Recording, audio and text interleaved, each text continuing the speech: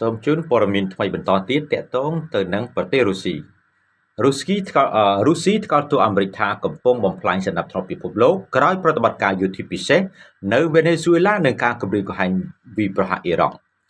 រុស្ស៊ីដែលកំពុងជាប់ដៃធ្វើសង្គ្រាមនៅអ៊ុយក្រែនជាអ្វីដែលខ្លួនហៅថាប្រតិបត្តិការយោធាពិសេសប៉ុន្តែដែលត្រូវពិភពលោកមើលឃើញថាជាសង្គ្រាមឈ្លានពានពេញទំហឹងដែលបានផ្ទុះឡើងនៅថ្ងៃទី24ខែកុម្ភៈឆ្នាំ2022មកទល់ពេលនេះបានចេញមុខថ្កោលទោសសហរដ្ឋអាមេរិកថាកំពុងបំផ្លាញសណ្ដាប់ធ្នាប់ពិភពលោកក្រោយប្រតិបត្តិការយោធាពិសេសនៅវេណេស៊ុយឡានិងការគំរាមវាយប្រហារអ៊ីរ៉ង់រដ្ឋមន្ត្រីការបរទេសរុស្ស៊ីលោក Sergei Lavrov កាលពីថ្ងៃពុធទី14ខែមករាឆ្នាំ2026បានថ្កោលទោសថាសហរដ្ឋអាមេរិកកំពុងបំផ្លាញសណ្ដាប់ធ្នាប់ពិភពលោកដែលទីក្រុង Washington បានជួយជ្រោមជ្រែងបង្កើតឡើងក្រោយពីសហរដ្ឋអាមេរិកបានបើកប្រតិបត្តិការយោធាពិសេសដោយខុសច្បាប់ដើម្បីចាប់ខ្លួនមេដឹកនាំវេណេស៊ុយឡាគឺលោក Nicolas Maduro និងភរិយារបស់លោកយកទៅកាត់ទោសនិងគម្រាមបើកការវាយប្រហារដោយយោធាទៅលើប្រទេសអ៊ីរ៉ង់នេះបើយោងតាមការចុះផ្សាយរបស់ទីភ្នាក់ងារព័ត៌មាន Reuters លោក Lavrov បាននិយាយអំពីប្រតិបត្តិការយោធារបស់សហរដ្ឋអាមេរិកដើម្បីចាប់ខ្លួនលោក Maduro ថាយើងកំពុងនិយាយអំពីការរំលោភបំពានច្បាប់អន្តរជាតិយ៉ាងធ្ងន់ធ្ងរ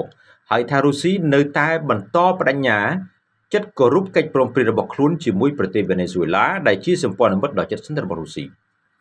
លោក Lavrov ដែលបានកាន់តំណែងជារដ្ឋមន្ត្រីការបរទេសចាប់តាំងពីឆ្នាំ2004បាននិយាយថាសណ្ដាប់ធ្នាប់អន្តរជាតិទាំងមូលរួមជាមួយនឹងសកលភាវូបនីយកម្មបានដួលរលំហើយពិភពលោកពេលនេះកំពុងតែបែកបាក់គ្នាយ៉ាងខ្លាំង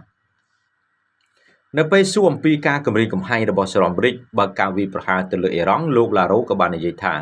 ទីក្រុងមូស្គូចាំបាច់ត្រូវបន្តសហការជាមួយទីក្រុងតេហរ៉ង់ដើម្បីអនុវត្តកិច្ចព្រមព្រៀងទ្វេភាគីរបស់ខ្លួនហើយថាគ្មានប្រទេសណាផ្សេងទៀតអាចផ្លាស់ប្ដូរឬកែប្រែចំណងមិត្តភាពរវាងរុស្ស៊ីនិងអ៊ីរ៉ង់បានឡើយលោក Lavrov ក៏បានលើកឡើងថាសហរដ្ឋអាមេរិកកំពុងបំផ្លាញមុខមាត់របស់ខ្លួនតាមរយៈការបោះបង់ចោលនៅគោលការណ៍ដែលខ្លួនបានលើកកម្ពស់ជាយូរមកហើយ